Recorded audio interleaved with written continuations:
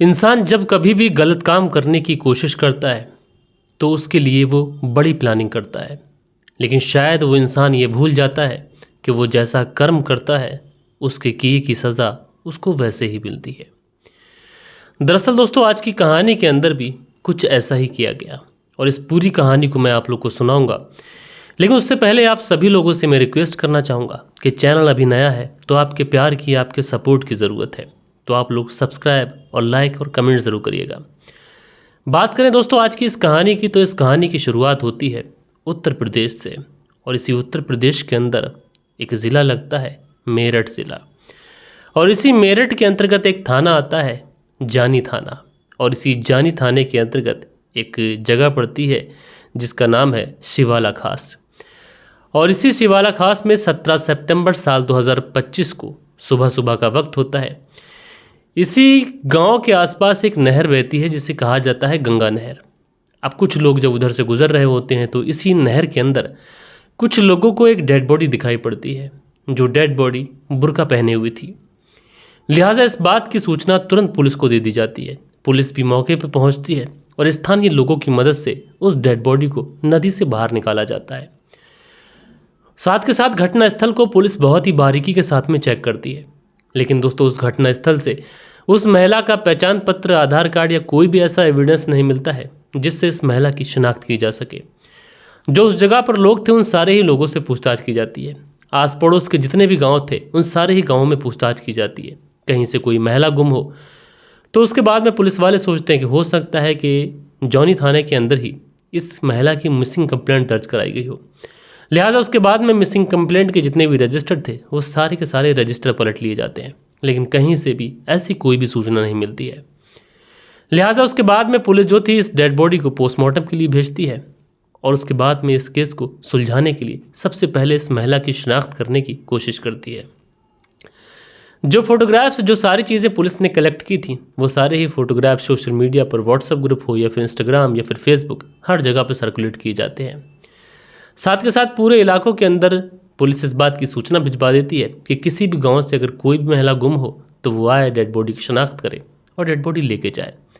और पुलिस वालों को ये भी लग रहा था कि हमने सोशल मीडिया पर सारे फोटो सर्कुलेट कर दिए हैं और हो सकता है इस पूरे केस में हमें कोई अपडेट मिल जाए।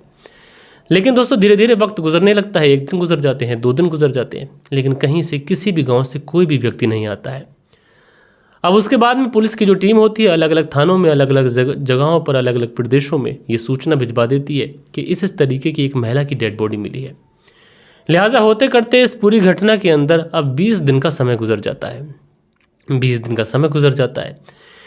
इसी बीच में एक तारीख आ जाती है 8 अक्टूबर साल 2025। और इसी 8 अक्टूबर साल 2025 को एक व्यक्ति जिसका नाम शहजाद होता है वो मुजफ्फरनगर के चरथावल थाने में पहुंचता है।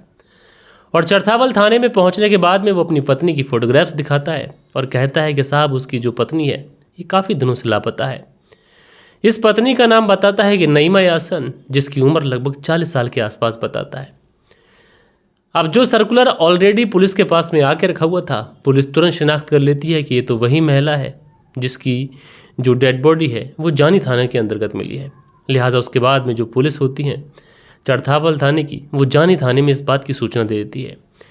अब जैसे ही जानी थाना के अंतर्गत ये सूचना मिलती है कि इस महिला की गुमशुदगी की रिपोर्ट दर्ज कराई गई है, लिहाजा जो पुलिस होती है अब सीधा सीधा शहजाद के घर पहुंच जाती है।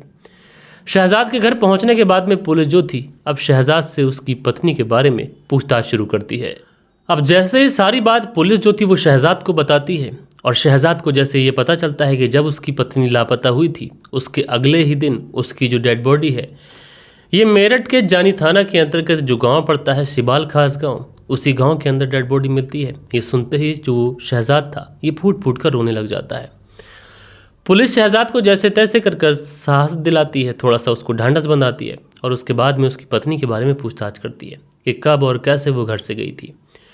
तो शहजाद बताता है कि वो तो समझ रहा था कि उसकी पत्नी मायके गई हुई है और इसी वजह से उसने पुलिस थाने में जाके कंप्लेंट लिखाई थी कि उसकी पत्नी अगर नाराज़गी में मायके चली गई हो तो कम से कम वो लौट आए। लिहाजा उसके बाद में पुलिस जो थी वो शहजाद को लेकर जानी थाने के अंतर्गत पहुंच जाती है और वहाँ पर उस डेड बॉडी की शिनाख्त कराई जाती है। तो जो शहजाद होता है उस डेड बॉडी की शिनाख्त कर लेता है। लिहाजा उसके बाद में पुलिस जब सारी चीज़ें पूछती है तो शहजाद बताता है कि उसकी जो पत्नी है ये डिब्रूगढ़ असम की रहने वाली है और मैंने सोचा था कि नाराज़गी में वो अपने घर चली गई है। पुलिस को भी शहजाद की बातों पर थोड़ा बहुत तो ऐसा डाउट होता है, लेकिन फिर भी पुलिस उससे सही तरीके से पूछताछ नहीं करती है, कोई प्रेशर नहीं बनाती है। और उसके बाद में शहजाद की ही तहरीर पर अज्ञात लोगों के खिलाफ मुकदमा दर्ज होता है और उसके बाद में पुलिस इस केस की छानबीन को आगे बढ़ाती है। अब पुलिस इस केस को सुलझाने के लिए सबसे पहले इस पूरे एरिया के अंदर जितने भी सीसीटीवी कैमरास थे उनको चेक करती है, लेकिन दोस्तों कोई भी सीसीटीवी कैमरा ऐसा नहीं था जो घटना स्थल वाली जगह को कवर कर सके। उसके बाद में स्थानीय लोगों से भी पूछताछ की जाती है कि 16 तारीख या फिर 17 तारीख को किसी संदिग्ध को इधर से आते जाते देखा गया, लेकिन कहीं से भी कुछ भी नहीं मिलता है। दोस्तों इस पूरी घटना के बारे में पुलिस छानबीन करती रहती है और तकरीबन 15 दिन का लंबा समय गुजर जाता है। यानी 20 दिन के बाद में इस महिला की पहचान हुई थी जिसका नाम नईमा यास्मीन था और अब 15 दिन और गुजर चुके थे। लिहाजा उसके बाद में पुलिस फैसला करती है कि क्यों ना एक बार शहजाद के मोबाइल की कॉल डिटेल्स और उसकी लास्ट लोकेशन वगैरह सारी चीज़ें निकाल लेते हैं, यानी टेक्निकल टीमों का सहारा लेते हैं। और जब शहजाद की लोकेशन को ट्रैक किया जाता है तो 16 तारीख के आसपास की जब लोकेशन देखी जाती है तो शहजाद की लोकेशन उसी जगह के आसपास की थी जहाँ पर डेड बॉडी मिली थी। लिहाजा चीज़ें कन्फर्म हो चुकी थी कि जो शहजाद है ये पुलिस को घुमाने की कोशिश कर रहा है। उसके बाद में जो पुलिस थी अब शहजाद को उठा लेती है। शहजाद को उठाने के बाद में पुलिस थाने लेके आती है और शहजाद से पूछताछ करती है। तो शहजाद बताता है कि साहब वो तो मस्जिद में एक इमाम है और इसी चरथाबल के जो सैद नगला गाँव है उसी गाँव के अंदर 15 सालों से लोगों को नमाज़ पढ़ा रहा है। लेकिन पुलिस पूछती है कि मैं जो पूछ रहा हूँ उसका जवाब दीजिए, ये बताइए कि डेड बॉडी के पास में तुम्हारी लोकेशन थी तो फिर तुम कैसे कह सकते हो कि तुम्हारी पत्नी घर से अपने मायके बोल कर गई थी। अब शहजाद को भी लग जाता है कि वो फंसने वाला है और झूठ बोलने का कोई फ़ायदा नहीं है। लिहाजा शहजाद एक कहानी सुनाता है और शहजाद जो कहानी सुनाता है उस कहानी को सुनने के बाद में जो पुलिस वाले होते हैं वो शहजाद की तरफ टकटकी बांध कर देखते ही रहते हैं। दरअसल शहजाद जो कहानी सुनाता है उस कहानी के हिसाब से इस पूरी कहानी की शुरुआत होती है 8 महीने पहले से। दरअसल ये जो लड़की थी जिसका नाम नईमा यास्मीन था, जिसकी पहले एक शादी हो चुकी थी, लेकिन शादी होने के बाद में इसकी पहले वाले पति से तलाक हो चुकी थी। और तलाक होने के पीछे रीज़न ये था कि नईमा यास्मीन जो थी वो पेट लवर थी, यानी जानवरों से बहुत ज़्यादा प्यार किया करती थी। वो 5-5 बिल्लियाँ पाली करती थी और कई सारे जानवर और भी पाला करती थी। इसकी वजह से उसके ससुराल वालों से उसका झगड़ा होता रहता था और पति से इसी अनबन के चलते उसकी तलाक हो गई थी। अब जब नईमा यास्मीन की तलाक हो जाती है तो तलाक के कुछ समय के बाद में वो दिल्ली आ जाती है। क्योंकि नईमा यास्मीन काफ़ी ज़्यादा पढ़ी लिखी थी तो उसको एक मल्टीनेशनल कंपनी में जॉब मिल जाती है। अब नईमा यास्मीन जॉब भी करती है और साथ के साथ अपना जो और काम था वो भी किया करती थी। अब खाली समय पर फेसबुक के पन्ने पलटा करती थी तो इसी फेसबुक पर इसकी मुलाकात होती है शहजाद से। अब शहजाद से जब मुलाकात होती है तो शहजाद जो था नईमा यास्मीन से झूठ बोलता है। शहजाद बताता है कि वो एक कपड़े का व्यापारी है, जबकि शहजाद तो एक मस्जिद के अंदर एक इमाम था। अब नईमा को शहजाद पसंद आ जाता है, साथ के साथ नईमा को ये भी लगता है कि शहजाद अच्छा खासा काम करता है, उसका बिजनेस है। उसके बाद में ये दोनों काफ़ी समय तक तो बातचीत करते हैं और उसके बाद में ऑनलाइन ही ये निकाह कर लेते हैं। अब जब निकाह कर लेते हैं तो उसके बाद में शहजाद जो था ये दिल्ली में यास्मीन के पास पहुंच जाता है। यास्मीन के पास कुछ दिनों तक रहता है। उसके बाद में यास्मीन जो थी वो शहजाद को लेकर अपने गांव डिब्रूगढ़ चली जाती है और वहां पर अपनी फैमिली वालों को बताती है कि उसने शहजाद से ऑनलाइन शादी की है। लेकिन यास्मीन के जो फैमिली वाले होते हैं वो शादी को एक्सेप्ट नहीं करते हैं। लेकिन नईमा यास्मीन जो थी वो एक मल्टीनेशनल कंपनी में जॉब किया करती थी, इसलिए किसी भी तरीके से वो अपने परिवार वालों को कन्विंस कर लेती है। थोड़े दिनों तक तो ये अपने मायके में रहती है, उसके बाद वापस से दिल्ली आ जाती है। जब दिल्ली आती है थोड़े दिनों तक दिल्ली रुकती है। उसके बाद में जो शहजाद होता है वो नईमा यास्मीन से कहता है कि चलो तुम्हें मैं अपना पैतृक गाँव दिखाता हूँ। उसके बाद में चरथाबल के जो सैद नगला गाँव है उसी गाँव में आ जाता है।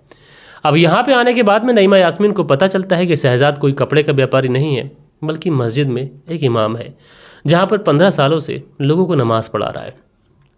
और शहजाद के पास में खर्च करने को भी पैसे नहीं हैं, बल्कि उसके खाने पीने का जो इंतज़ाम है वो भी मोहल्ले के लोग ही करते हैं। अब नईमा यास्मीन ये सारी चीज़ें सुनती है तो उसको थोड़ा दुख तो होता है, लेकिन उसके बावजूद भी वो शहजाद को एक्सेप्ट कर लेती है। क्योंकि नईमा यास्मीन को लग रहा था कि शहजाद के पास भले ही पैसा नहीं है, लेकिन नईमा यास्मीन पैसा कमा रही है तो कम से कम अगर दोनों प्यार से रहेंगे तो उनका घर तो बहुत अच्छे से चल सकता है। लेकिन नईमा यास्मीन और शहजाद जब ये दोनों एक दूसरे के साथ में रहना शुरू करते हैं और थोड़ा समय गुजरता है तो उसके बाद में नईमा यास्मीन को एक बहुत बड़ी सच्चाई पता चलती है। दरअसल नईमा यास्मीन को ये पता चलता है कि जो शहजाद है ये पहले से शादीशुदा है और इसके 3 बच्चे भी हैं जो कि उसके पैतृक गांव में रहते हैं। अब ये सुनकर नईमा यास्मीन को बहुत ज़्यादा बुरा लगता है और जब वो अपने पति शहजाद से इस बारे में बातचीत करती है तो जो शहजाद होता है ये नईमा यास्मीन को डरा धमका कर चुप करा देता है। लेकिन धीरे धीरे वक्त गुजरने के साथ में नईमा यास्मीन चुप तो हो जाती है, लेकिन वो देखती क्या है कि जो शहजाद है अब ये अपने बच्चों से मिलने भी जाने लगा है। अब इस बात का नईमा यास्मीन विरोध करती है और शहजाद जो था लगातार नईमा यास्मीन की पिटाई कर दिया करता था। अब रोज़ रोज़ के झगड़ों से शहजाद इतना ज़्यादा ऊब चुका था कि वो चाहता था कि नईमा यास्मीन से ऑलरेडी उसका दिल भर चुका है और वो अब इससे पीछा छुड़ा ले। लेकिन एक लड़की जो उससे शादी करके आई है, भला उससे कैसे पीछा छूट जाएगा।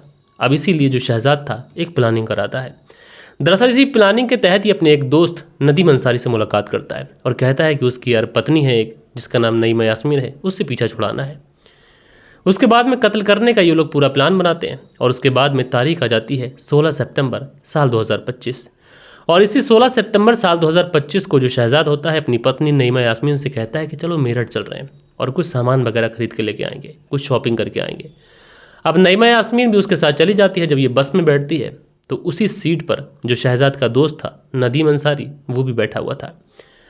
अब उसके बाद में नदीम अंसारी और शहजाद ये लेकर उसको मेरठ जाते हैं, जौनी थाना के अंतर्गत उतरते हैं, वहाँ से एक ऑटो करते हैं और उसी ऑटो में चाय के अंदर कुछ ऐसा नशीला पदार्थ मिलाकर इस नईमा यास्मीन को दे देते हैं।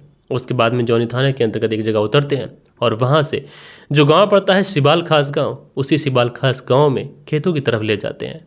और वहाँ पर ले जाने के बाद में जो नदीम अंसारी होता है पहले तो गला दबाकर उसकी हत्या करने की कोशिश करता है, लेकिन जो शहजाद होता है ये अपने पास से एक तेज़ धारदार हथियार को निकालता है और नईमा यास्मीन की गले पर चला देता है और उसकी डेड बॉडी को वहीं पर छोड़कर ये लोग वहाँ से वापस से अपने घर आ जाते हैं।